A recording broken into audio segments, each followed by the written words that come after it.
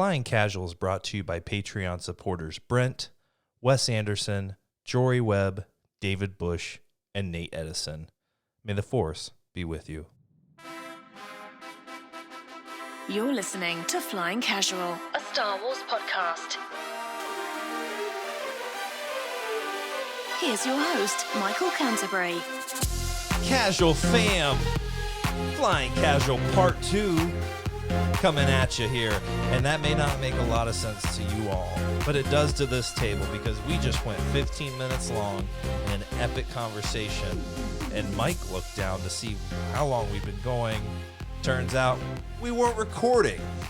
So we are now, and I feel so bad, but we're really going to get back into it here. And this may be a more condensed conversation than it just was. But Holly, are you I want to ask you how you're doing, but I already did 20 minutes ago. You didn't even give us 2 seconds to come back from that. No, so. we're just the not so great Bill O'Reilly said once, F it, we'll do it live. That's right. And we did it live 20 minutes ago. For Chewie. And Audience of one. He's sitting back to us. I wish we had he's pissed. I wish we had a Chewie cam. He's really mad. So guys, this may not, make a ton of sense. You're like, what are these guys on right now? Well, that's Mike's fault because we had a great conversation going and we were not recording and now we're starting it. So I've got Luke and Holly with me in studio and now the vocals are primed. We're halfway done with our beers, which is good. Maybe the conversation will flow with even more. But guys, we were talking about Star Wars news in that conversation, and we were leading the conversation off with the reveal, the leak, we should say, that Palpatine in The Rise of Skywalker was in fact a clone. And what I was telling these guys 15 minutes ago is that I wasn't that surprised by this news. I kind of assumed he was in some sort. I felt like he was probably obliterated on the second Death Star there at the end of Return of the Jedi. But then I went to my co-host here, and man, it was an interesting conversation. A lot of phrasings. I mean, Holly had one of the best jokes ever. Then it's not recorded, and I couldn't even tell you what the joke is. Holly. No idea. No idea. She's a little out of control. That was a little raunchy. It was. But let's be honest. It'll come naturally. Phrasing. There's one for you to start it off with. But Luke, I went to you about Palpatine, and I know we're gonna rehash it again. I'm so sorry, but were you surprised by our friend old Palps just, having a clone of himself? Or was this just news? You're like, yeah, I kind of assumed that was the case, and he's on a contraption there and an Exegol. Well, I have a poor short-term memory, so this will be as enjoyable as the first time around. What I would have said to you 15 minutes ago is I wasn't really concerned about how Palpatine reemerged. It was the but one of the less important things I was wondering about with Palpatine's reemergence for Rise of Skywalker. So I haven't spent a lot of time over the past 2.5 months wondering. I figured maybe there'd be more detail coming out, especially in the novelization. Yeah. So that kind of makes sense that they're digging into it there, but just wasn't too worried about it. Yeah. I did wonder why he wasn't whole. Yeah. If he was a clone, you figure if you got True. You got the sort of resources that Palps has. Yeah. You can manage maybe to pull off a clone with flesh on its hands. Flesh on its hands. Or something. Or legs of some kind. Yeah. And I mean, they don't have to be great legs. They weren't. Legs of any kind. Give the guy some fingernails. Yeah. I think he may have had some, though. Did he not? They weren't great. Oh, yeah, I know. They could have used a little more gloss, a little more color. I have a great manicurist he could go to. Oh, is that what they're called, manicurists? That's great. That's Mani-pedi. Can you imagine though? He's hanging on that crane, right? And one of his hands, whatever you call them, comes over and just lifts up the robe, and they're just talons, bringing out I don't know. They're just shaving down his toenails. Or maybe there's tiny little feet under that robe. A better way to have said that would be, can you imagine walking into the spa and Palpatine is sitting in a chair? Well, but I'm thinking of him on Exegol. Now, if that crane was mobile and takes him into some nail salon, and he's like, whatever you would say. I don't even know. That was a terrible impersonation. I'm a little thrown off because we're starting over the podcast, and it went so well, and I feel so bad. But only the three of us will remember that conversation. Mm-hmm. But Holly, you now know Palpatine was a clone. Were you surprised? Okay, I still don't think that we actually know that Palpatine was a clone. You're not believing the leak so much. No, because what I had said earlier was that I think that after watching the Clone Wars, we see that so many clones have their own personalities and their own, they're their own people. Ultimately, they just look like other clones. And I thought that it just seems strange that this Palpatine was just seemed like the same Palpatine that we had seen before, just looking a little bit different. Well, and you guys were talking about before, feel so bad referencing that now because it's hard to make it organic again, but a bad batch of Palpatine, so to speak. A little knockoff on the Clone Wars there, but maybe there are other Palpatines out there running, and maybe this was the most successful. And I think Luke even mentioned, they're like, holy crap, like, the Empire's ready to go, and these guys, we gotta push out something, because Rey and Ben are primed and ready to meet. Like, throw our best guy out there, and he's the one with no legs and tiny little hands. Well, I like your idea that I was accusing him of having no feet or legs, but you think they're just miniature and underneath the robes. Little tiny ones there. You just gotta peel back the robes, and they're the little feet. Now I just see Palpatine, but his body's like a penguin. Yeah. Maybe that's probably because here's the thing: if they would have allowed him to walk, and he's walking like a penguin. Yeah, it's not that's intimidating. Not very menacing. Like, little Palpatine. Put him on the crane. Is he menacing on a crane? I think so. It was creepy as all get out, I thought. But Rey and Ben didn't think. Well, here's the whole. I have issues with that whole scene. I felt like it was a little. I felt like it could have been better, but the crane to me wasn't the issue. But yeah, if you Penguin Palpatine just helps. I also thought. Give me your force. I brought this up earlier. Yeah. I think that. What if Snoke was like a failed Palpatine clone? Yeah. And like you can see all the different little Snokes in the little jars of what did you say? Probably formaldehyde or something. Yeah. And then like what if Snoke was just like supposed to be Palpatine, worked, wasn't great, wasn't a good guy. And I think that's a huge possibility because remember when Ben Solo or Kylo Ren at the time in the beginning of The Rise of Skywalker is showing up on Exegol, those scientists are still going to work.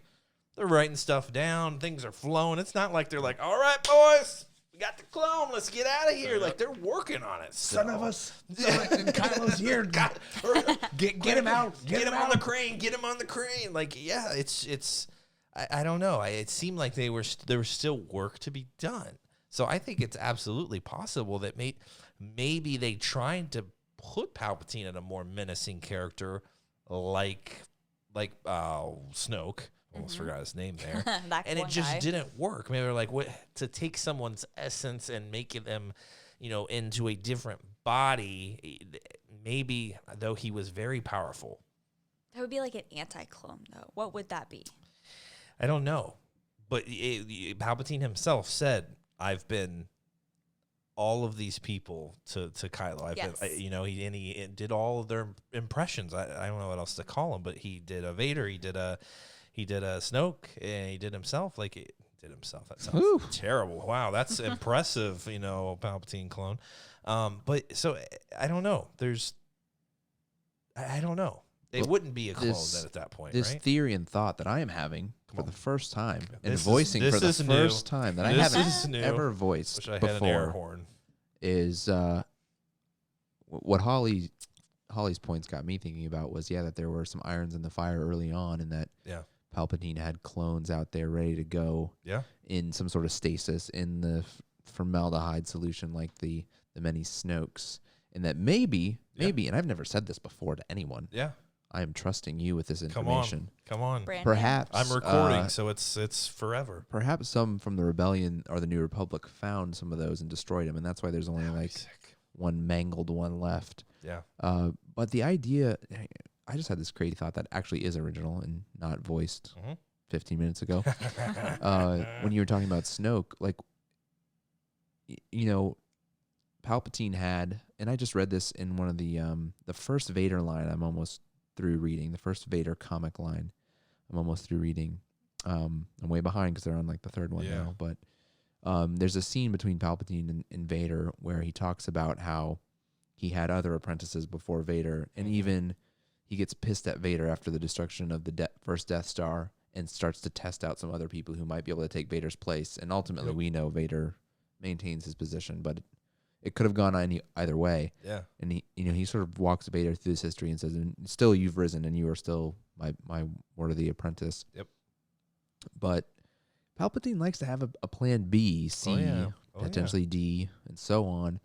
So maybe Snoke originally was somebody that Palpatine was cultivating on the side while Vader was still around in the era of the rebellion, who then sort of takes over a bit more once Palpatine and Vader are out of the picture. Yeah.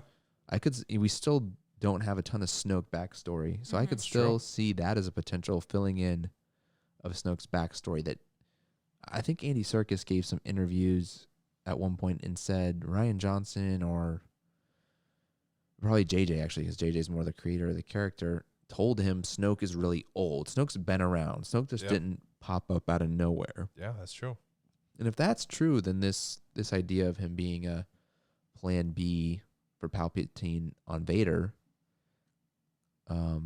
could be the case. Yeah. You know? And if he has been around for a while, maybe even someone else started this whole project. I don't know if we were going to learn about, Palpatine. Palpatine was going to send, I guess, Ben Solo to train with what was the guy's name in the Colin Trevorrow script? Oh, Spider-Man? Tor Valum. Yeah, Spider-Man. Spider-Man? Sweet Peter Parker. Maybe someone else kind of started this thing, and it was really Palpatine that was able to manipulate its mind and get it to where it needed to be. Or maybe he really isn't that old, and he just has old knowledge bestowed onto him.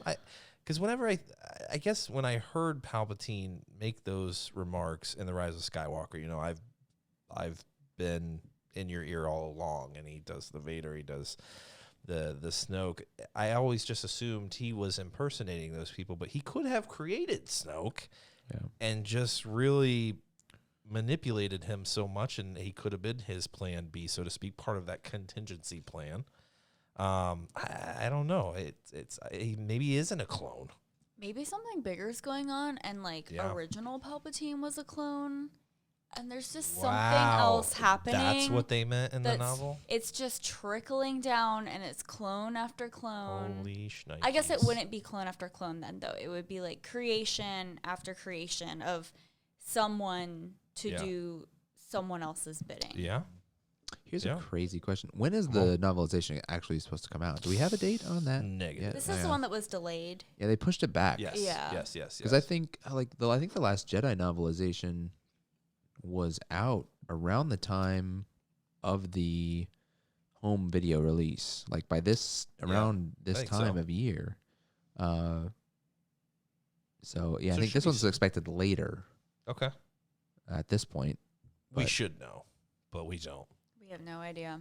Didn't read the fine details, but that's okay. So we'll have to revisit it maybe when we actually get our hands on the full picture of what's going on. And this is a much more fascinating topic than I originally thought it was going to be, and that's why it's great to talk about Star Wars with friends, because I may be thinking this is, really uninteresting stuff, and then these guys tap into something I haven't even thought about. And the fact that there could be multiple Palpatines out there now, and if the Republic was really, the New Republic even, was hunting them down, that may explain a little why Leia and Luke had an idea that Palpatine was still around. Well, there were some failed little gross, goo Palpatines out there we had to destroy with a laser sword. I'm sure there are more. And the other thing is, they ain't going to be making them all in Exegol, right? You got to stash them in different spots. Yeah, if someone goes and finds Exegol, I know you got to have a wayfinder to get there. Someone's going to find it. Luke almost did. Like you gotta have your assets in different places, maybe in some of those observatories that we heard about, in Aftermath and stuff. So who knows? There's just a lot there, and I'm sure there are some things we missed from our prior conversation, but way more fascinating than I thought it would be. Am I incorrect that and this is probably just a rumor, but I thought I read something that there is possibly going to be a movie set on Exegol? Yeah, there were some rumors flying along those lines. I don't know what to believe anymore, and I don't know. Yeah. I hardly believe any rumor until there's a trailer of something. That's fair. That's fair. That's when it's real. That's right. And typically we don't talk about rumors too much, but this seems legitimate. So we're going to fly with it, and we'll see what happens in the coming weeks. And when we get our hands on that novel, I'm sure we'll find out a little more about Palpatine than we did even here. So great conversation, guys, for round 2. I thought that was even really solid, too. But Holly, really sorry we didn't have the joke recorded, but probably the best in history. I will just tease everyone with that. So think long and hard, phrasing, and maybe it will come back to you. Also phrasing. So that's a little bit of Star Wars news right now, guys. And we are going to get to our top 3 Star Wars scores here soon, or I should say soundtracks. That's how we're framing it. But before we do that, there's also another bit of news that came out this week regarding Star Wars. Project Luminous. They have been, teasing us with Project Luminous for a while now. I remember hearing about it at Star Wars Celebration and being like, what the heck could this be?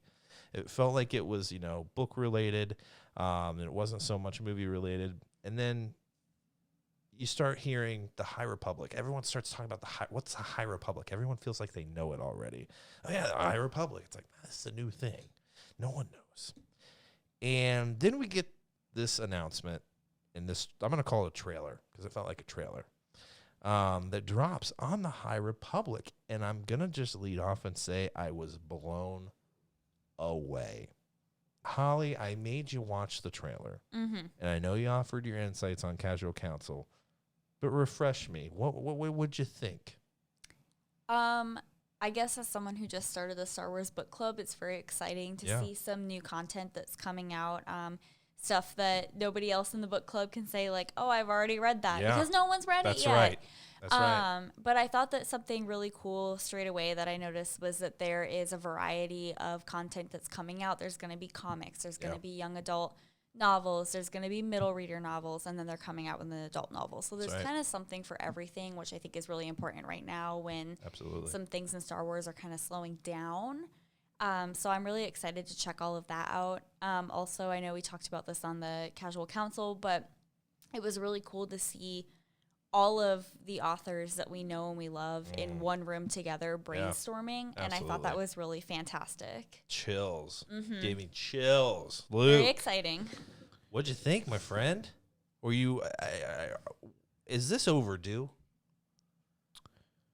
I was almost thinking, are they announcing a new animated series along with this? When they started doing the trailer and they were showing the Jedi Temple, I was like, wait, is that footage from one of the movies? Is that footage from the Clone Wars? What are they doing here? And I thought they were going to launch, like, along with this storyline of these books, like, oh, we're doing an animated show too. So I was like, my mind went racing to a place that it didn't need to go at first, and then I had to pull it back, reverse it. So, I mean, it was very well done. Like, it felt like a trailer, which made my mind go to show. Yeah. So it kind of tricked me. But I like what Holly's saying, and you wonder how much, if at all, this has ever happened before with these authors. Yeah. I'm guessing not, because a lot of them, first, I think, had to be proven, given a chance, do their thing. Absolutely. And then show, like, okay, now they're part of the Star Wars roster of authors, and now they're bringing them all together. So, yeah, that is really exciting to see that potential level of coordination. There's always been the people at Lucasfilm Publishing or whatever, presumably coordinating a lot of these things. But to think that all the authors are sharing ideas. And I listened to an interview with one of them. Maybe it was on one of the Star Wars YouTube shows. Or maybe it was in the trailer. I can't recall. But they said how I think it was the author of the first novel that's coming out, Kevin Scott, I think, said it was great. We could just, we kind of hit a stumbling block in our process of writing our story. Yeah. And we would just contact all these authors and say, here's where I am. Here's what's going on. What do you think about this? Yeah. And they would help each other out, and they would throw stuff out to each other. Yep. And that's a really interesting, way of doing this. You think of an author writing a book, and they're like cloistered in a cabin in the woods with their typewriter, and they're going away, and they're losing their mind and pulling their hair out, just trying to do this all by themselves or whatever. So it was really interesting to think of that process playing out with all these minds kind of getting together on things, and maybe a lot more coordination in the stories, interweaving in different ways. And Story Group was there too with them, right? Like we saw Pablo there. I think he spoke in the trailer. We saw Claudia Gray. Did I see Timothy Zahn? Was I making that up? I could have swore I saw him. I don't recall if I gotta watch it again. Honestly, I don't know. Sorry, Timothy, but I don't know if I could pick him out off the street. I'm not sure. They're still using his photos in the published material from 1995. Well, so I don't know. Recognize him now. I don't know if he's going to play in this era. He's working on another Thrawn trilogy as a prequel trilogy to the one that recently came out, I believe. But I don't think that is connected with this whole High Republic thing. Oh, not so fast, my friend. Well, we're gonna get to that, but here's something that and this is great. This is why I love talking to Jory and Nate, because Jory went and did a couple freeze frames. And when they were actually writing on the whiteboard, what did he say? He saw Sith Empire, Ewoks. With a question mark. Question mark. I just saw a big Star Wars with a heart next to it, and I was like, okay. They started off right. We all love Star Wars, right? We're in agreement. It's cool. But so to me, I know we've only been getting new canon material, and we've only been seeing these authors in a few novels, but it feels like it's overdue in the fact that we're taking all these great story writers and putting them together and doing a Star Wars project. I don't know why it feels like it's overdue. It does, though. So like Luke, I thought it was going to be a movie or something. I'm like, oh my God, we're getting all these people together to make a Star Wars movie or a trilogy or something, or a series. But when I found out, they're just writing this material, I started just thinking how genius this concept is. I'm going to tell you why. And you're probably going to hear it in the Casual Council. And I'm really sorry you're going to hear a repeated idea that I have. But you'll probably hear it here first. Hopefully here first, as long as we're recording, which, triple check. Red lights on. We are. We better be. You don't have to put on the red light. Sorry about that. That was my best Thank you, Sting impression. Yes, that was terrible. It was like your Palpatine impression. No copyright infringement. I'm not feeling the impressions today. Usually I am. Today it's all thrown off. Your Palpatine impression might have been on the one that wasn't recorded. Yeah, that was a good one, I think. That's an inside joke. Yeah, that's okay. What was I saying? Oh, so here's my thoughts, guys, with the High Republic. I feel like this is a testing ground for, and going back in Star Wars time, a lot of people you don't hear too much criticism of the novels, right? And when you think High Republic, my first thought was, oh my God, it was the Old Republic. Now we're calling it the High Republic. We're going back thousands of years. Well, they're going back 200 years, which we were talking about in Casual Council. Yoda's in play now. Some other characters, maybe even Thrawn. We don't know. But it feels like this is a testing ground to build up storylines, build up characters that we may love coming into this. If it's not really successful, we're not really into it, cool. We only went back 200 years, wasn't the greatest thing, cool. Maybe we'll go further back in time and give you more of that Old Republic stuff. But it's a genius, I think, in that they're able to create new characters. We're not messing with any Old Republic stuff because we may tap into that. We may bring back Revan. We may bring back the Sith Emperor and the Sith Empire. We may do that. And that may be involved with the High Republic here. They just don't know about it. But it feels like they're building up something and saying, we're going to see how this plays out, and maybe we'll make a television series. Maybe we'll even make a trilogy about it. Maybe it'll play into, movies from other, not eras, but other places. Maybe the Sith Empire. They just don't know about the Sith Empire. So, Luke, what do you think? Could this be a thing? Is this what they're doing? It's hard for me to imagine down the line certain things flowing in the direction of book comic story towards film or even show. I think Disney Plus maybe gives us more opportunity for that, at least in a smaller scale, but it's still such an investment to create even a show for a streaming service. So I don't know if the creative juices will ever flow in that direction, you know.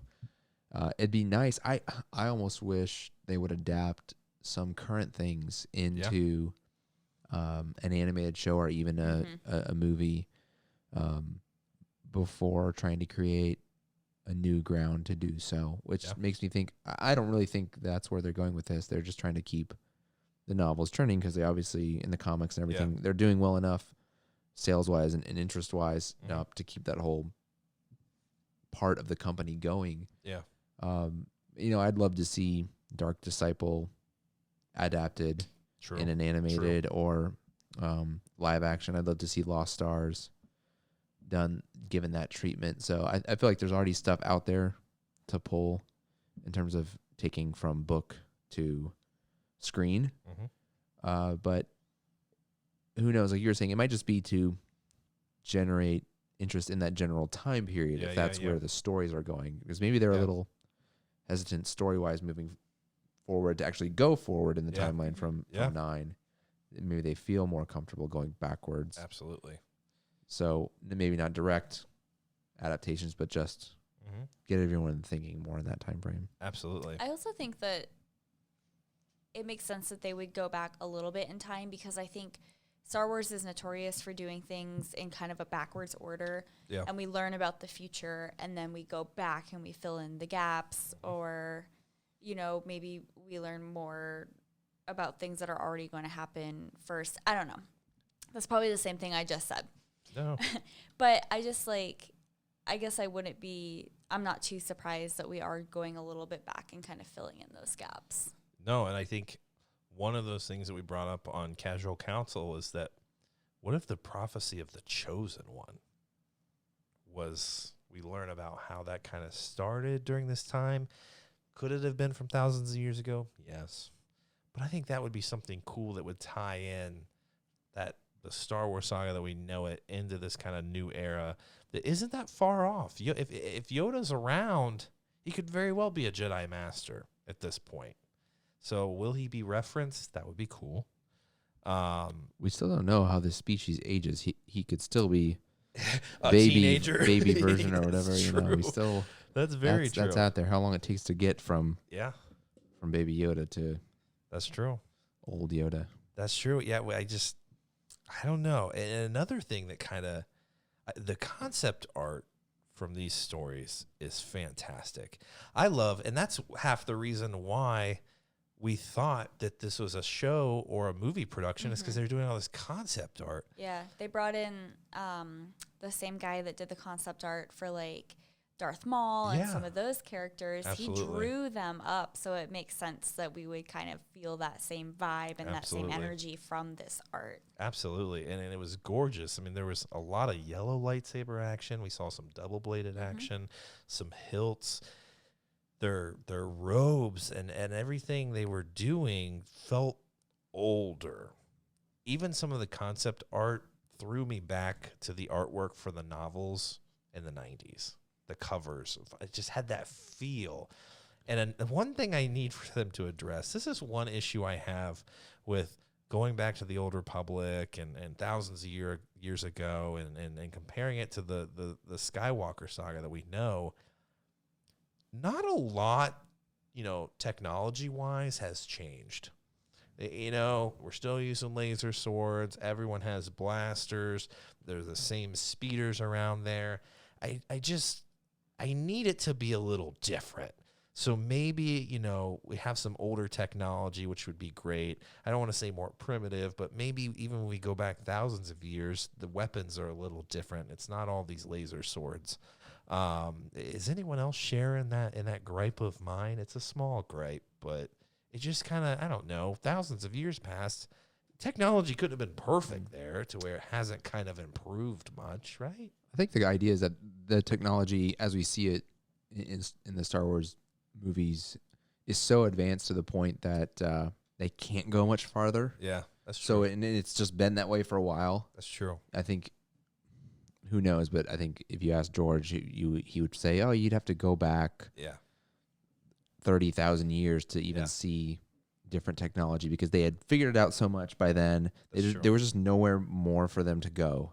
That's true. And they kind of reached where they needed to be. And that's, I mean, from our perspective of human history on Earth, in reality. Oh, God, here we go. That's hard to imagine because if we look at from our relatively short lifetimes, even the way technology looked when we were born to what none of this on this table really existed in many ways that we are recording this on and everything. That's true. In just a couple decades. So it doesn't make sense from our earthly perspective. It's true. I think George would say, oh, it's just they got as far as you could really go. Just science, just accept it. It's all shit. They plateaued, and it's been at that plateau for tens of thousands of years. So yeah, I can go back 200 years, and it's going to look the same. Yeah. Right? And I think I misspoke earlier, and I have to try to correct myself. I think Charles Soule is doing the first novel that's coming out. First novel, which is and I said Cavan Scott, but just for the record, it's Charles Soule. No, that may not even have been recorded, Luke. So he might be in the up. Who knows? I don't know what is and what isn't anymore. What's real? What's recorded? I'm confused. I'm actually so excited for Charles Soule because his comics have been some of Star Wars' greatest. If you've read some of the main line, if you've read the Darth Vader line, like it's some of the best stuff out there right now, story wise. And it's seeing him in the novel realm is going to be amazing. I cannot wait to put my hands on. What do we know what it's called? Yes, it's called Light of the Jedi. Light of the Jedi. And let's. I feel like Star Wars and Lucasfilm has been listening to people. A lot of the fans with the sequel trilogy have been. Seems like deprived of lightsabers. I feel like there's gonna be lightsabers everywhere. There's gonna be so many lightsaber battles in this thing. I mean, you're gonna get your fill here soon. There's literally a piece of concept art that you can get on StarWars.com that is just a line of Jedi wielding lightsabers. God. And it's actually very cool. My dream. Because it's so diverse. And there's like a wolf creature in here. That looks a lot like the wolves from Rebels. Let's go. Yeah. Yeah. It's just like, it's all very cool. And there are One so of them many. looks dark saber-ish. And there's like a double white lightsaber side by side, not on different ends. There's a pink one, orange, light blue, green, dark blue, purple, black. Let's go. It's just very diverse. Yeah. And we're probably going to learn about that. You know, Star Wars doesn't really tell us a whole lot, at least in canon, where these lightsabers came from. What do they mean? Now, some people believe, the blue, means you're a little more combative and strength and agility is kind of your thing. And the green tend to be more focused on wisdom. But, there's not a whole lot of digging into lightsaber colors. That's more of an expanded universe type of thing. So maybe we'll touch on it a little bit more. I would like to. I think it would be cool, right? But what I want to know what you guys want from this series, because I would love for this to set up something bigger. And let's talk about the concept of the era and the stories that are coming out. They're calling them the Texas Rangers, the Jedi at this time of the Republic. So their boundaries are limited. There's a lot of unknown space out there, which is great storytelling. So I think for me, I would love if, the Sith Empire is actually out there, or if I don't know, because it pulls in so much legend stuff, but I would love if I think they even mentioned in the trailer, an unknown threat. So actually, I was going to give you guys a little bit of background before we had this conversation. Because I can't recall it. So a disastrous soul story will ripple out through the other storytelling as the galaxy reacts. The Big Bang. So that's why they're all no. No. That's all. You know what? You know what we missed? My universe conversation. Yeah, we have our very own Carl Sagan. We had to cut that. Here. God, that was such a good one, though. Didn't make the final cut. Yeah. Didn't make the Michael's final having cut. an existential crisis from watching the universe on Netflix. I'll catch y'all up on it later. Now he's having an existential crisis by thinking about the High Republic. Seriously. But continue, Holly. Soul Story will kick off a hallmark of the initiative, delving into one event that will connect to the larger story as a whole, told through multiple books and comics. The creators note that readers will be able to pick up anywhere, but those who want to immerse themselves in the lore will get a more robust experience from seeing it all unfold in tandem. Okay. I believe him. So what is that disaster? Right? It ripples. It's a ripples rippling throughout. We've been led to believe, I don't know if this is fact or if this is leaks or rumors, but a destruction of a ship. So I think that there was an Instagram post. Yes, right.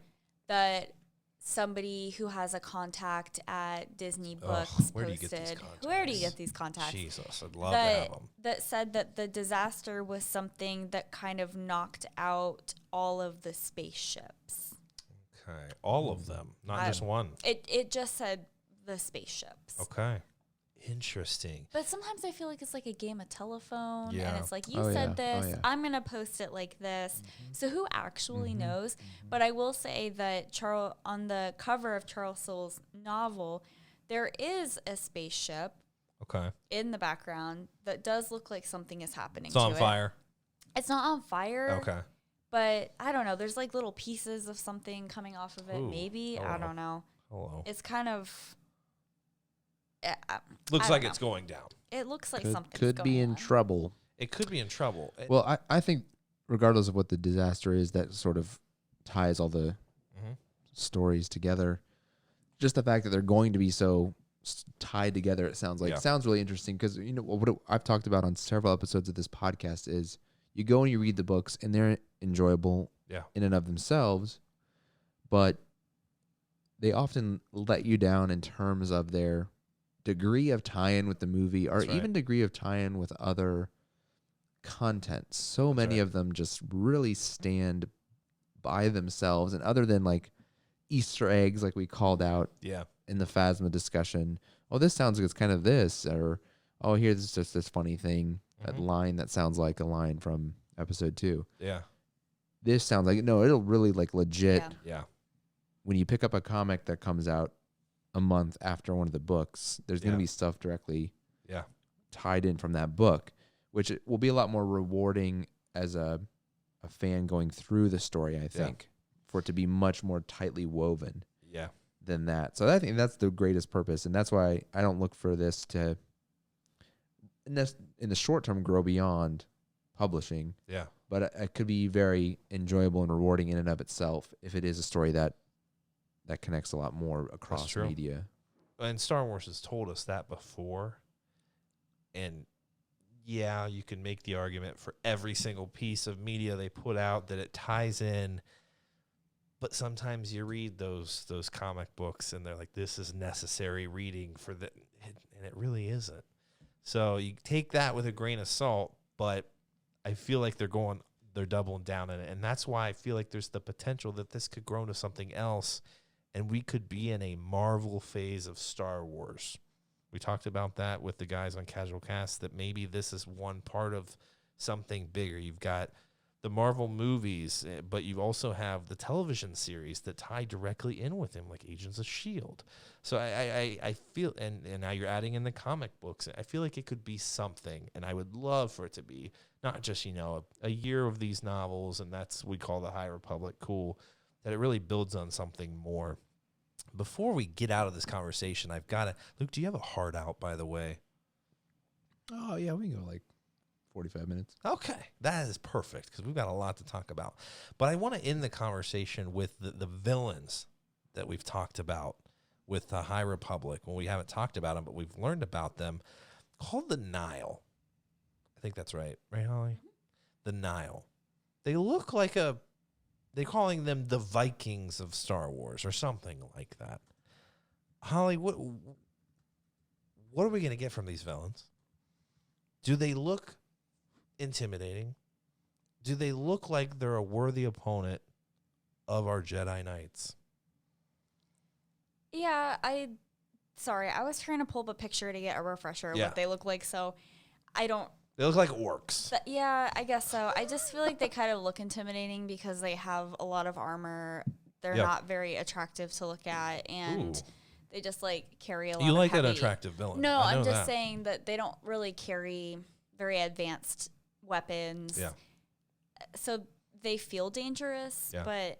They're not carrying laser swords. Yeah. I think a lot of them appear to be wearing some kind of gas mask too. Yeah. In one of the authors, or on one of those videos they posted, suggested that there's some plot significance to that too. So that could be part of the disaster potentially. I love that. Maybe they're off world and they're invading the Republic, and maybe it's the environment that they're not used to. I don't know. Feels like we are going back to Parnassus, where the radioactive disaster happened. Maybe. Who knows? Something like that. We could learn a little more about these planets that have significance in Star Wars, but we didn't really tap into them much. That could be a thing. That's something, going back to your original question, Michael, that's something that I personally am excited for to get out of these new novels and comics, is that I like the new characters, and I like going to new places and kind of learning about those, and you know, the locals who live on those planets and kind of like what they went through, because I feel like the struggle for everybody was different depending on where you are. You weren't always on a planet that was being invaded by the Empire, and you weren't always on a planet that had a rebel base that was hiding away. So what happens to those people? Because they're still part of it. Yeah. And we learn a little bit in some of the novels, but I feel like there's still more to know. Well, and maybe we'll get to that. I've talked about this a lot in past podcasts, but really we only started humanizing the Empire kind of here late in canon material. The Empire wasn't really something you were digging into. You didn't know how people lived on the Death Star, and there weren't love stories like we said. Like, we never got that until much later. So maybe we will see the Nile, their home world, their interactions, and not just some dark, menacing threat that shows up in the jet. Maybe we'll dig into them a little more. Maybe that comes later. I don't know, but that would be fantastic. And Luke, I gotta ask you this, because you're familiar with these folks, not the Nile themselves, but the Yuuzhan Vong from Legends, that organic, like, non-force sensitive villain, but could diffuse the Force in the Jedi to where they could not use it against them. Could this be the new canon Yuuzhan Vong that we're dealing with? What is going to be, what is their, trait that is going to make them a worthy adversary of the Jedi Knights with their laser swords? I would be surprised if they rehash something so similar. So I think there's got to be a different quality to what they're doing. Yeah. It might just be that they aren't directly confronting the Jedi, because you can have, think of like the difficulty between modern terrorism versus armies of nation states going against each other. True. Armies of nation states follow certain protocols and behave in certain ways. True. That it's a different type of confrontation that you have versus somebody using guerrilla tactics. Absolutely. Operating in a less conventional way, striking from the shadows and things like that, and never knowing where they're going to pop up in a society. So could pop up anywhere. So I think it's probably going to be they're going to a less conventional force that is causing issues, mayhem, destruction in a way that's just not easy to put a lid on. Yeah. Despite the overwhelming abilities of the Jedi. Yeah. They can't just snap their fingers and make this go away. Plus, I think one of the things that you try to remember, or try to keep in mind in Star Wars lore, is that I don't think the Jedi Knights were ever supposed to be like an overwhelming percentage of the galaxy. Yeah. The percentage of the galaxy's inhabitants. Yeah. So even though when you go to the temple, you see a lot of them, it still probably represents a very small fraction of beings, sentient beings in the galaxy. So it's not like there's, they can just do whatever they want and overwhelm anybody, given their better abilities even. And we see that in any instance of Star Wars, any one of us have been in a moment of Star Wars and say, why don't you just force push him? You got a freaking magical power. He's got a blaster. But they always are up against a worthy adversary to a point where sometimes they have to tap in deep. Sometimes they got to drop something on top of them. But more often than not, they find themselves in hard places. How did the freaking Anakin Skywalker, one of the greatest Jedi of all time, get taken prisoner by the freaking Geonosians? I don't know, but he did. So yeah, it could just be, it could just be numbers. I love your expression of putting a lid on it. You can't just put a lid on it. I love that. I'm going to be using that a lot. But I was just curious because we only saw an image of a couple of them, but it almost seemed like that was a comic book, I think. And maybe they're getting their own issue. Maybe we learn a little more about it in the comic book, which would be cool because then you don't have to dig so deep into them, but you can use a lot of imagery to share their home world with us and what they're doing.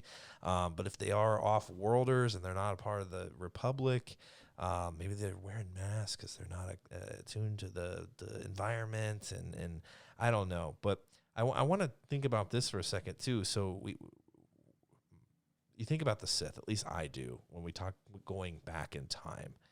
But Star Wars, even canon Star Wars tells us that the Sith haven't been around for a millennia. So it doesn't, am I wrong in thinking that we're not even going to touch the Sith at all? Or could we be hearing, stories of Plagueis or his master? Is that a possibility? I don't know. No. I have no idea. That's honestly, okay. I honestly feel like I always think that something's going to happen in Star Wars when they drop these new things, and then what I wanted to see or what I thought was going to happen doesn't even get brought up. But you still love it. I do. So I don't know. I think that that's a hard thing to speculate. Yeah. Things that go way, way back when they've only told us that we're going back 200 years. Yeah. I don't know. That's fair. I love that we're going back in time. I know a lot of people maybe want to go a little further, but I think it is a good place to start this new era of Star Wars, and maybe we can build upon something, from the past that's familiar, like Revan, that you can appreciate in a new way, maybe, like we do Thrawn now. Thrawn was fantastic in Legends. Thrawn's fantastic in canon. Put him in a different time period, same dude. It's pretty genius, and it worked out well. So maybe we see something like that. Also, these are all, we are not writers as Star Wars fans. Some of us might be or might think that we are, but ultimately, these are all writers who we know and we trust, and we love their content and we read it because we like what they're putting out. And so I think just having all of them in a room together and having them all so excited about the new content that they're putting out, that's enough for me. Yeah. Because I trust that it's going to be good stuff. Oh my God, absolutely. They've all proven themselves. Like Luke said, most of them have multiple works, and for me, I haven't really picked up a Star Wars book and new canon material and be like, that's utter garbage. Like, they've all had value to them. Even Leia, that we're doing in the book club here March 14th. Little plug there for that. So I don't know, guys. There's a lot that we're going to learn about the High Republic here soon. I personally just want to see what the mind of the Jedi looks like right now in this time period. It seems like they're calling it the High Republic. It's a time of ultimate peace in the Republic. So they're going to let their guard down, and we're going to see what happens. So I'm excited. Now, guys, the meat and the potatoes of this episode, one may call it. We just ate our vegetables, Luke, right? We just had our vegetables. That was a really hearty conversation. So it's, some artichokes and some Brussels sprouts, really hearty vegetables. Now we're getting into the meat and the potatoes, okay? We are talking Star Wars soundtracks, folks. Mm-hmm. And I got to be honest, this may have been more difficult than the movies themselves. Luke, am I alone? Well, yeah, it's hard to separate the soundtracks from the movies and look at them in a vacuum on their own. And it's really a different experience, too, just listening to the soundtracks without the visuals of the movies. Yeah. And it's a different way of evaluating them. And you might feel different about something watching it in the movie and hearing it versus just hearing it for its if for its its musical quality. Absolutely. Rather than the imagery that goes along with it. So yeah, it can go different ways depending on how you're experiencing it. But I've had a lot of fun kind of going back through some of the soundtracks and just appreciating more parts of them that you forget about a little bit.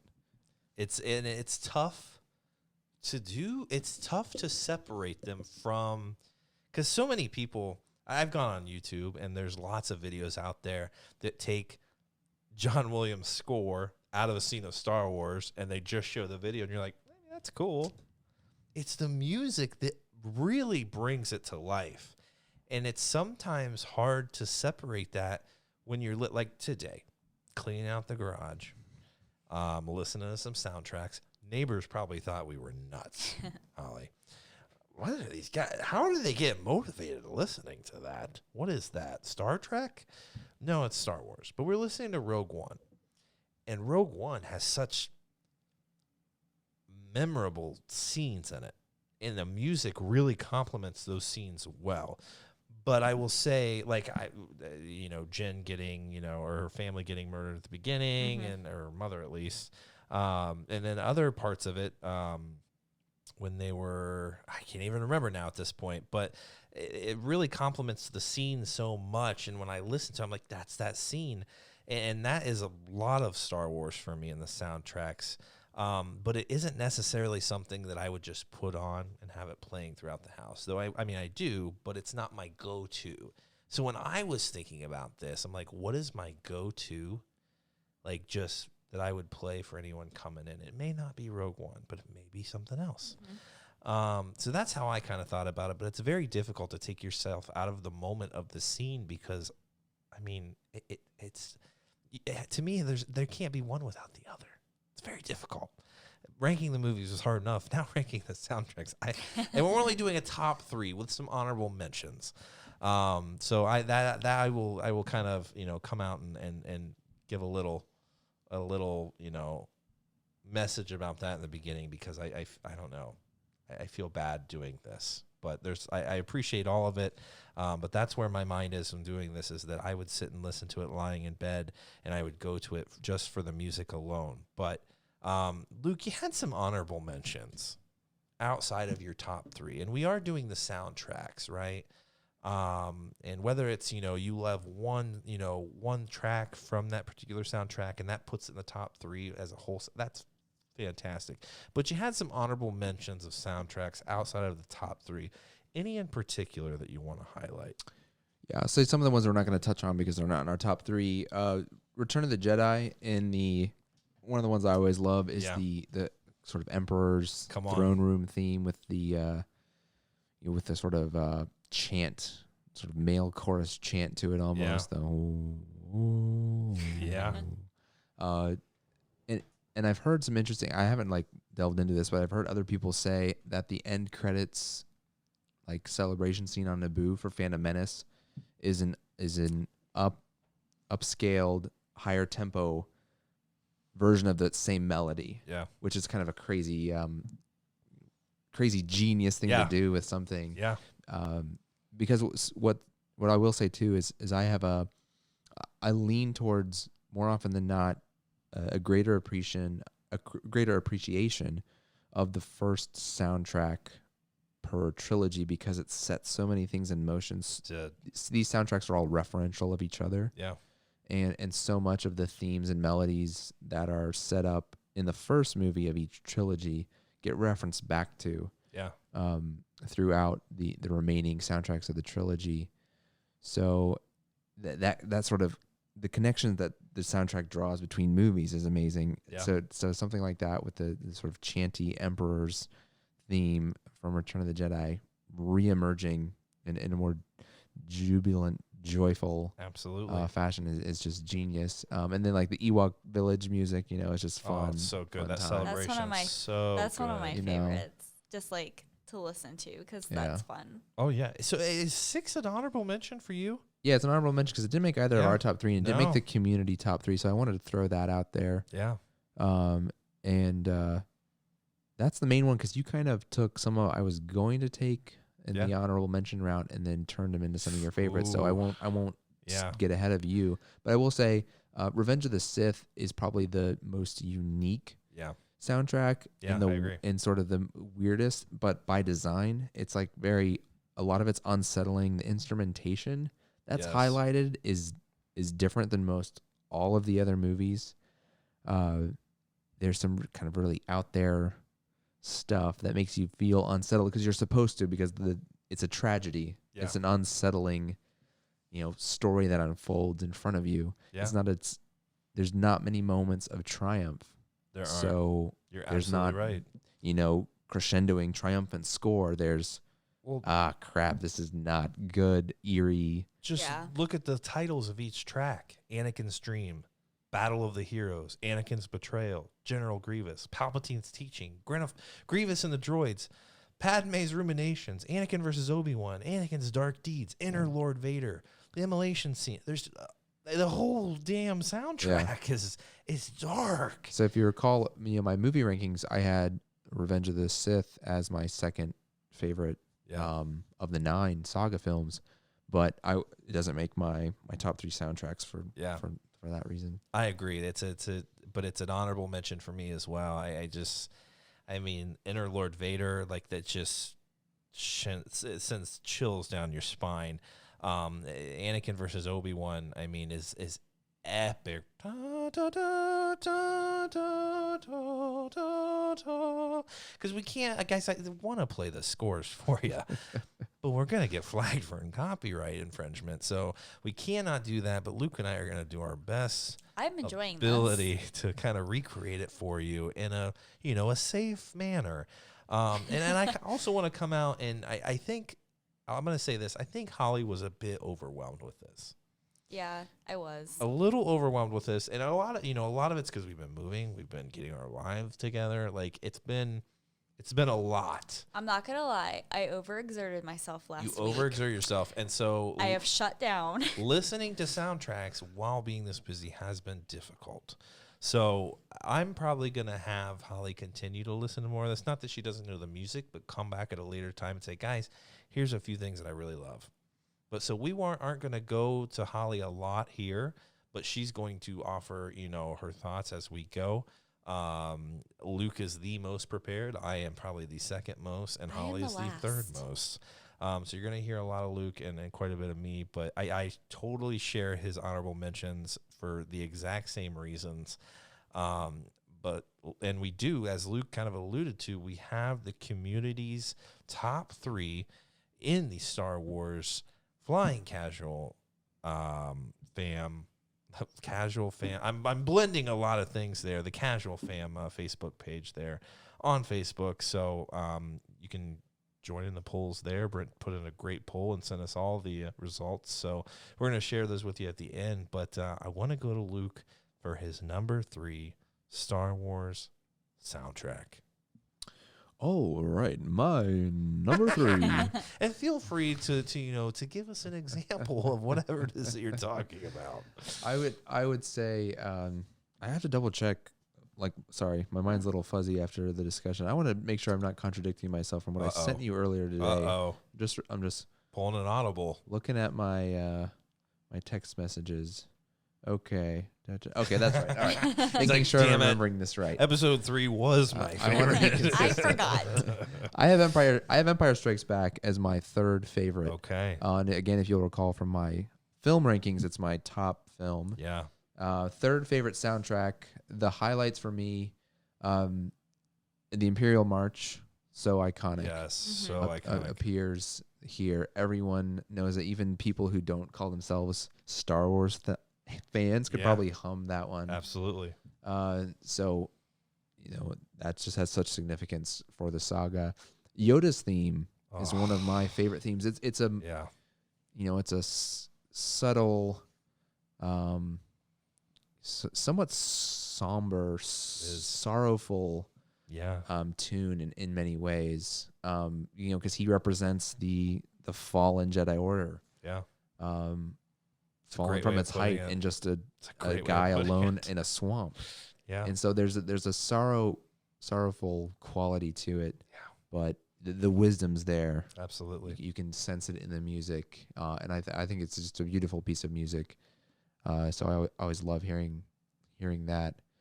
I'll recommend people go pick up I think it's the Age of line that is Yoda's single comic about him, and listen to Yoda's theme while you're doing it. Ooh. It is just such a good comic, such a good score. Continue. And then kind of the other track that rounds out some of my favorites from this soundtrack in general is the music played during the asteroid field pursuit. Yes, yeah. And I love one of the great things again about the way the soundtracks are referential of each other. They play us some of it in Solo. Absolutely. When they're leaving Kessel. Right. And the Imperials show up and they got to go, off track. Good call. And go through all the stuff. They play some of the same melodies and things from that. It's just amazing as a fan. So, immersed in these movies that when you're in the theater seeing Solo for the first time, when you hear that, it's like, oh my. Absolutely. Here's the Falcon being chased by Imperials again. Absolutely. And that same music comes up. So it just, it's sort of a comforting, familiar blanket. And then I'll say it's sort of the love music between Han and Leia that plays sort of, especially towards the end as he's being frozen, is just it's got a little bit of like Leia's theme mixed in with some newer stuff and yeah. Wow. Nailed the pitch. It is. Oh, it's gorgeous. And I'm not going to tell you guys where I have that on my list just yet. But, Luke, I couldn't agree more. The Empire Strikes Back is not only one of the greatest films of the saga, it is also one of the greatest soundtracks. In Luke's top 3 there, and I couldn't agree more with everything that he said. Do you want to go through number 2 and 1? Or I can do that. My number 2 is episode 1, The Phantom Menace. Let's go. When you re-listen to this thing, it's just it's fantastic. I mean, say what you want. I know it's a divisive movie. Yeah. I'm much higher on the prequels than your average fan. Yeah. So I understand that, but objectively, I think anyone can pull that soundtrack up and say this thing is just incredible. It starts and ends with Duel of the Fates. Absolutely. I think many people agree that it is one of the best Star Wars songs, period, from anything. Yes, absolutely. And I don't know if I ever heard this before, but preparing for the episode and starting to look at these things, if you look at the Wikipedia page there's one just for this song, The Duel of Fates. Yeah. And it says that the lyrics, and this is wild, the lyrics are based on a fragment of an archaic Welsh poem. And I don't know the pronunciation of this, but it looks like Cad Gadw. But instead of singing it in any Welsh language, they then took those lyrics, translated them into Sanskrit, which is like the oldest, I think, known language. Yeah. Known written language anyways. But is mostly dead now, not really a used language. So I guess John Williams probably wanted it to sound out of this world for a Star Wars picture, Absolutely. So let's translate it into this language nobody speaks anymore, and it has this, we have this choral, intense rendition of these lyrics from a Welsh poem in Sanskrit, and it sounds amazing along with the music, and it just makes that final battle of Episode 1 so much more intense. It does. Anakin's theme is another great one. It sounds like it's hopeful, the hope that Anakin represents. Yeah. But it's got like that hint of sorrow that the music knows it's not going to turn out well. Absolutely. It's like a beautiful melody with a lot of strings playing most of that part from the orchestra. And there's parts where it kind of it sounds hopeful, and then the notes sort of drop lower in that sense of doom. Yeah. In a way that it represents his fall and kind of like a slight feel of the Imperial March, just a touch. Absolutely. I love sort of the foreshadowing of the story that music has. The pod race start is just great when they're all, pulling up their pods to the starting line. Yeah. It has like a very medieval joust is about to begin. Yeah. Yep. Like horns blasting, a lot of brass coming in. Yeah. And like a rolling snare drum. The scene, I kind of forgot about it until just listening to the soundtrack by itself. when they're swimming to Otogunga, when Jar Jar is leading Qui-Gon and Obi-Wan, it's like this really kind of beautiful, eerie, choral music. Harp, It's beautiful. And then the one I can't stop humming over and over again. I came into your office at work. Was it doing it? No, is like the droid army. March. Yes. Bum bum bum bum bum bum bum bum bum dun dun dun dun bum bum bum. It's so good. And then it's played again a lot in Attack of the Clones. It's referenced. Kind of disappears for Revenge of the Sith, but I just really have grown to love that track. Listening to it, it's one that stands alone by itself really well. Absolutely. So just so many great tracks and sort of one of the best standalone tracks in Duel of the Fates. So love it. God, he is in depth and sweaty in this, and I love it. I am going to pale in comparison in my descriptions, but I'm going to finish up with my number one. Go with number one, my friend. All right, number one. I had to go back to where it all started. Like I said, with everything out, beat this dead horse. Everything is referential of that which came before and drawing connections. So to me, it all comes back to A New Hope score. Yeah. The main theme. Again, like the Imperial March, the other song that anyone knows, regardless of their level of Star Wars fandom, when they hear it.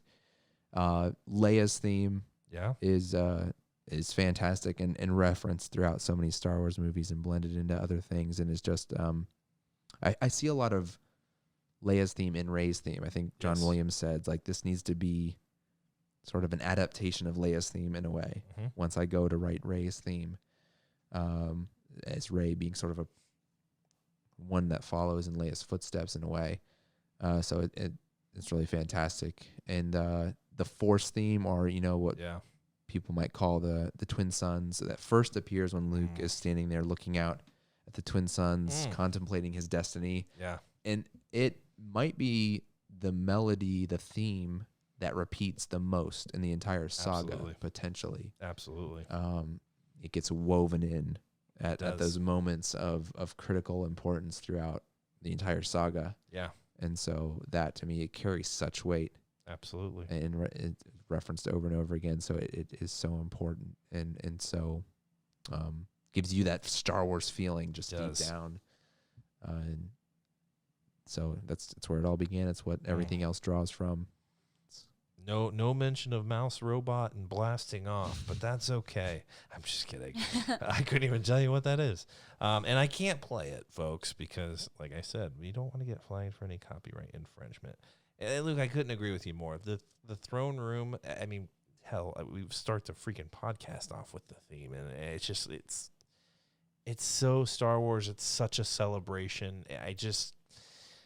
There is no Star Wars with me. And then the Force theme, I mean, especially when you see Luke in his end and they're replaying that Force theme, and it's just, I mean, it's so complete for me. It's his hopeful beginning, and then it's his really, purposeful demise.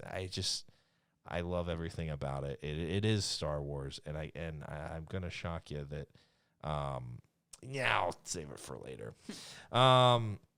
So, guys, if you expected anything like that from myself, I'm really going to disappoint you because Luke is much more in tune with his self and his feelings about these soundtracks. And honestly, like Holly, I haven't had a ton of time to dig into them, but I know what I love, and I know what I went to in college. I know what I went to when I was studying for exams, and that's what it's a gut feeling for me a lot of times. But just like the movie reveals of my top, what did we do? Top 5? I don't even know what we did.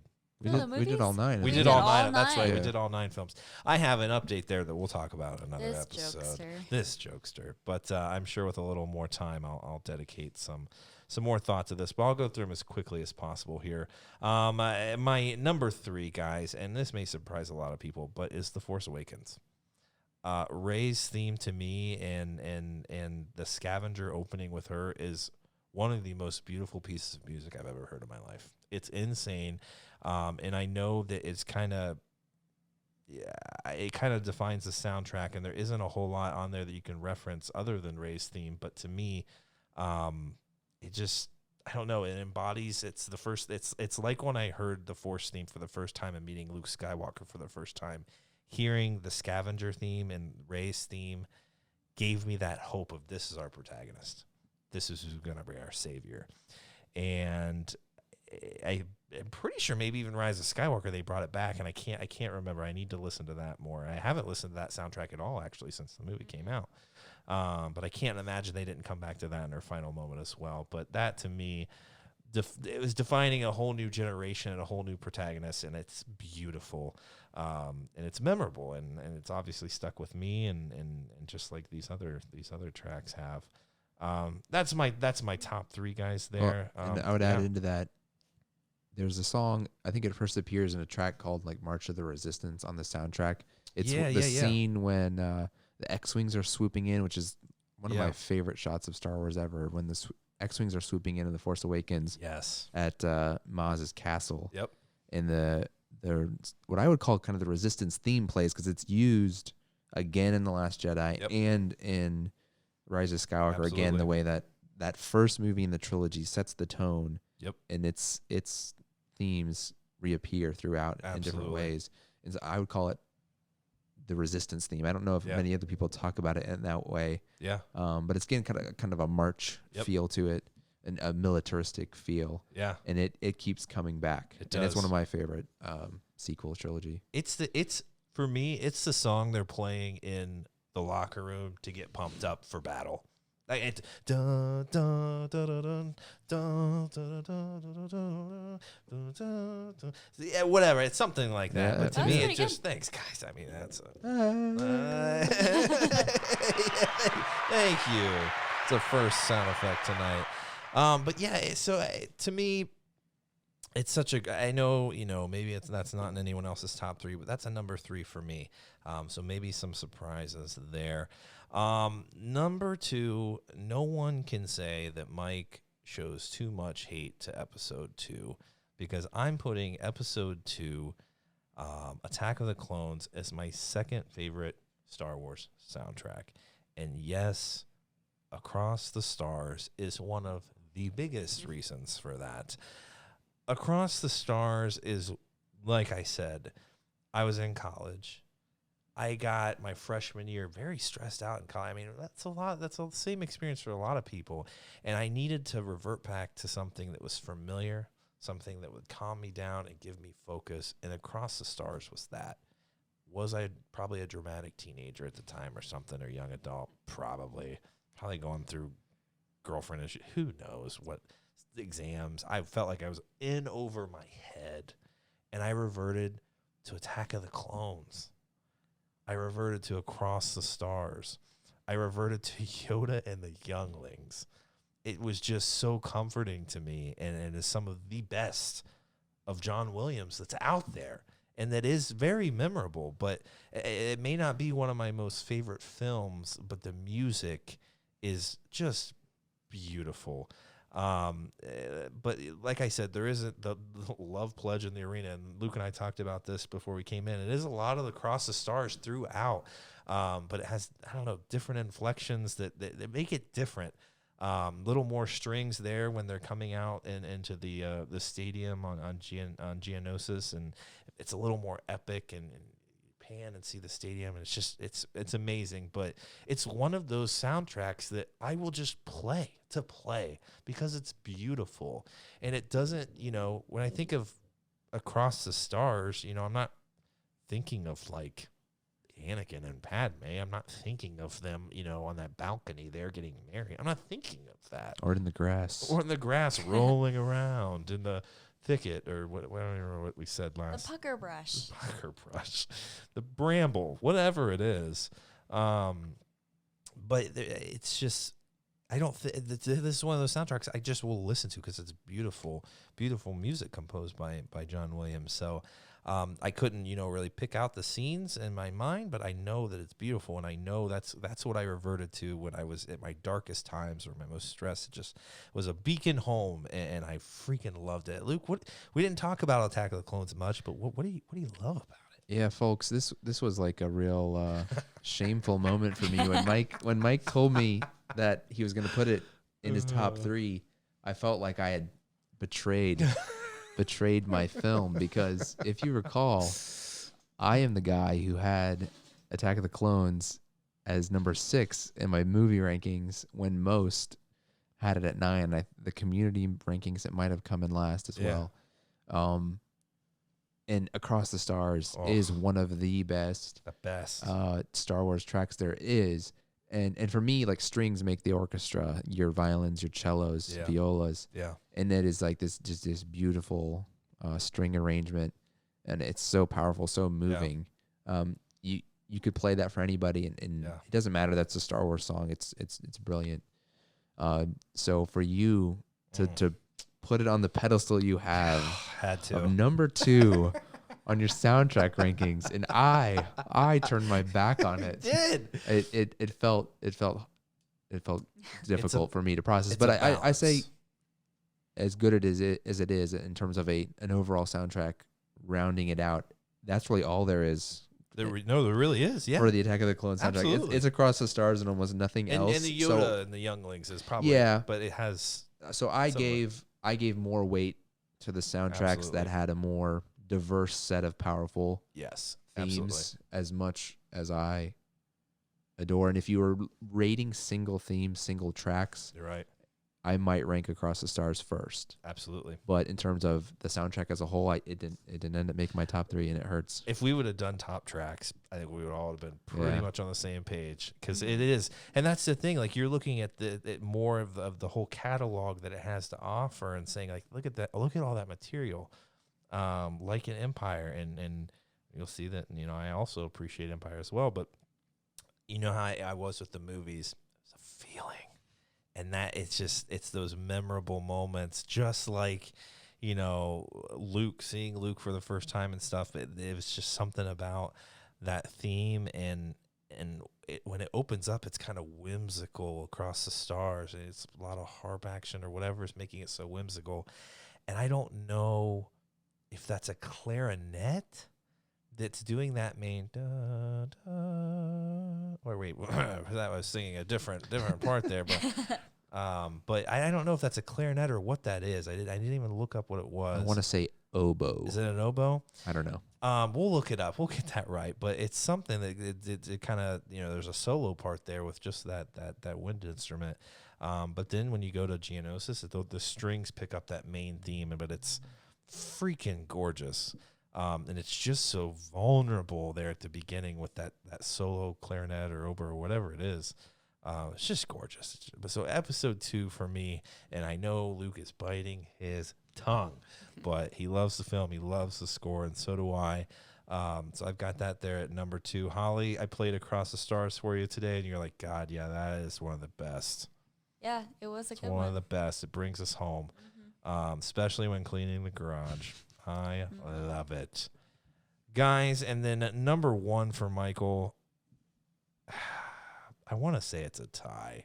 And this is an audible on my part, because I didn't share this with anybody. But I won't make it a tie, but A New Hope would be my tie with Empire Strikes Back.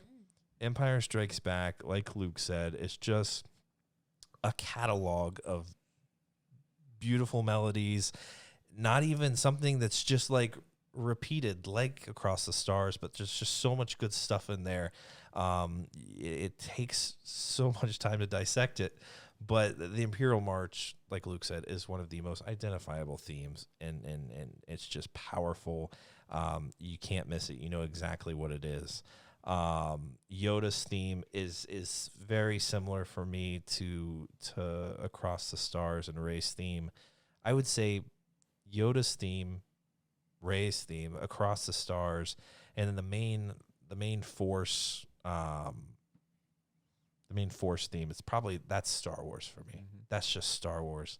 So Yoda's theme, I mean, it's just one of the best things on this entire soundtrack.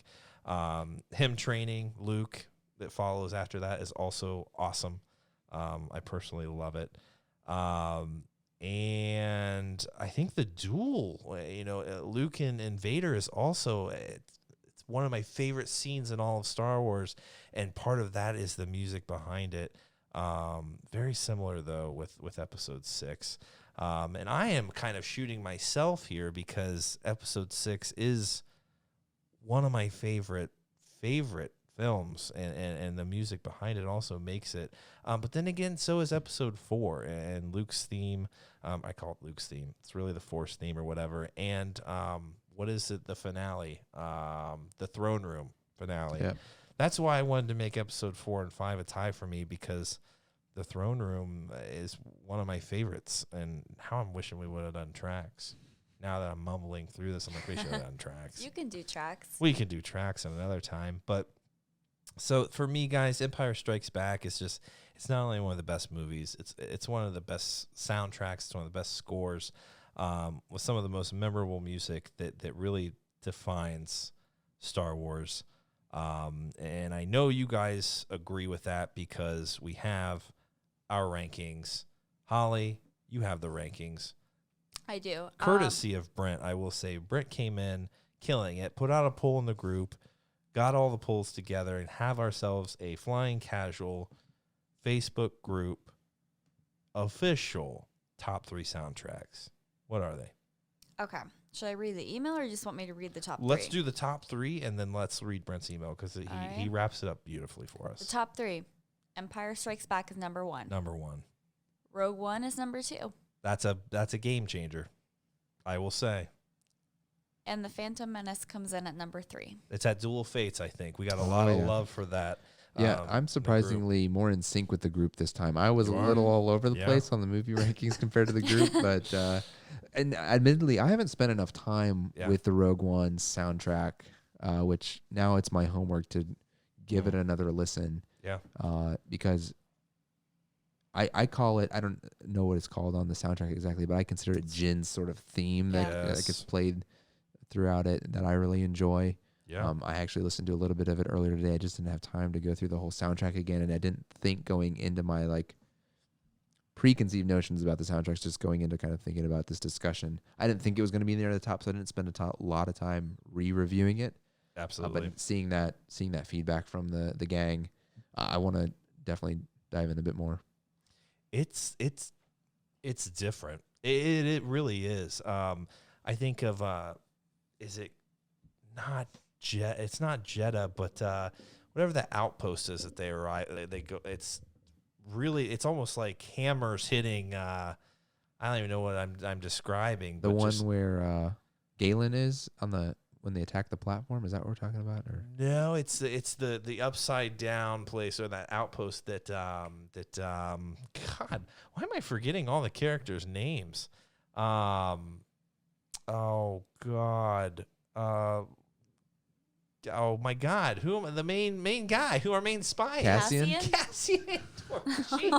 We just talked about him last episode. We just talked about for a long time. So at the very beginning of the movie. Yeah, okay. yeah. Maybe that's not even the place, but there's one track, and I wish I could play it now. How does it go? It starts off with really like almost like hammers. I can't even explain it, but it's really heavy. Maybe it is Jeddah, and then you hear like there's a bunch of, I don't know. It's weird stuff, and I love it. And I think it's so fascinating though that the group picked this. I mean, it's a great movie, but I haven't heard a lot of people, speak to the soundtrack a lot. So we probably, I see Jen Erso and the Hope Suite. Like I see all these things that like I love Jen and I love her theme. So maybe we need to go back and check this out a little more, because honestly, I didn't even, when I thought about soundtracks, I wasn't even considering it. But yeah, we totally told everyone, consider everything. So we're going to check that out more, guys. And so that was number 2. What was number 3 again? The Phantom Menace. Phantom Menace. And like we said, Duel of Fates really just bringing it home. And it is Star Wars. That defines the prequels. It really does. I mean, for a lot of people, I'm sure that hadn't had Star Wars in a long time, and a new generation as well. I do want to point out that these were all tied for the top spot. So that was kind of the important thing about the email. The results of the poll for the community's top Star Wars score is in, and we came up with a 3-way tie. Oh, okay. So I felt like that was important to say. I missed that. No math this time, just the results. With 6 votes each, the top community picks are The Empire Strikes Back, Rogue One, and Phantom Menace. Okay, well, that's my bad. So that actually makes that makes all of them kind of like the group's number 1. I love it. I love that then. That's fantastic. So go ahead and finish up Brent's email. It was, I don't know, it just really wraps things up nicely. While most think of John Williams as the music band of Star Wars, the next round of Star Wars composers have been nailing it as well, as can be seen by Michael Giacchino's Rogue One tied for the top spot. Yeah. And John Powell teaming up with John Williams for Solo was awesome, and we probably need another podcast to talk about the music from The Mandalorian by Ludwig Göransson. The future of the Star Wars music is in good hands. Part of the magic of the music of Star Wars has always been the ability to tell the story through music. The Last Jedi score only mode only. You might have said only made. Yeah, the Last Jedi score only. I think there's a way you can watch you watch the movie with no sound but the score. Is that what that is? Yeah. Score only mode. Thank you. Okay. It's awesome. I really struggled through that. I am so sorry for everyone who just listened to that. I did too. Let me start over. The Last Jedi score-only mode is awesome, and I hope Disney does this for all the films. Yeah. I'm looking forward to hearing your rankings. Yeah, no, it's the more you think about it, and he's absolutely right. We could talk about The Mandalorian. Rebels has a great. Okay, I will say this. Music. I kind of felt like I needed to rewatch all the movies to give my top. Yeah. And I did not have time to do that. That's okay. Because, like both of you had said, it's kind of like the feeling you get when you watch the movies and listen to the music. And so I haven't had a lot of time to actually like sit down and pay attention to both of those things. Yeah. But the most recent experience that I've had with the scores for Star Wars has been Rebels, which I love. I love the music in Rebels. And surprisingly enough, the Fallen Order video game, which kind of sounds stupid if you think like, oh, this video game has like music that I really love. But I just think it's also very different because it kind of introduces music in Star Wars that our characters are hearing and not just that we're hearing as a viewer of the movie or something like that. And I think that that's really unique too. But oh, absolutely. Anyway. Well, I mean, also listen to the freaking whoever put together the trailer for the Battlefront update. I about wept watching the trailer. And I was just like, what? And the music was beautiful. It was all freaking fantastic. And Brent's right. Like, the future of Star Wars is bright because what they're doing is so different. Even Rogue One itself is so different. And sometimes when you're taking out the crawl and you're not getting that main theme in the beginning, and you're like, this is defining this differently. Like we need to feel Star Wars, but we got to do something different. It makes it interesting and it sets the tone for something new. And the Mandalorian's definitely doing that. I cannot wait to hear what we find in Obi-Wan. I cannot wait because I feel like it's going to be very emotional. And because this is going to be an emotional series with him. And so Brent's right. The future is bright with Star Wars music. And it may not be John Williams, but there's also other bright minds out there writing great pieces. And we just get to bask in it. And you can do it, just opening up your computer. It's a great time to be alive. It's a great time to be a Star Wars fan. I couldn't be more pleased. So guys, I really apologize for not being as prepared as I wanted to, but if you listen to anything Luke said, you were probably weeping while doing it because the man knows what he's talking about and it brings all the feels. And that's what the music is about. And that's why it's memorable. It makes us feel, as does Star Wars in general. Anything else to say about soundtracks? Anything? If you want to lose a couple hours, you could just let all the covers of the Mandalorian theme song that are on YouTube play, and they're pretty incredible too. That's a great point. I still need to do that. I have not done that with The Rise of Skywalker, and I have not done that with The Mandalorian in its entirety. So definitely going to do that, guys. But if you didn't, join the poll. Let us know what it is that you love so much about Star Wars music and what are your favorites. We'd love to hear it. Do what Brent did. Send us an email, at flyingcasualcast@gmail.com. Yes, so you can hear me struggle through it. Well, hey, sometimes it's tough. Reading can be difficult. I know that myself. Speaking can be difficult on a daily basis, Holly, so don't feel bad. But you can do that. You can join our Facebook group there on the Facebook. Check us out on Instagram. Hit us up on Twitter. Holly's doing a great job on the social media lately. You're killing it. Such great posts. If you like our Williams-Sonoma cookware that we'll be using here soon, go ahead and check that out too. Really great find there. That only took 5 months, Holly, to get That's delivered. Right, so but we got it. Definitely a hot topic. Not hot topic, but it was a hot item. So guys, check us out wherever you can. Those are our favorite tracks. Those are our favorite soundtracks. Those are our favorite themes.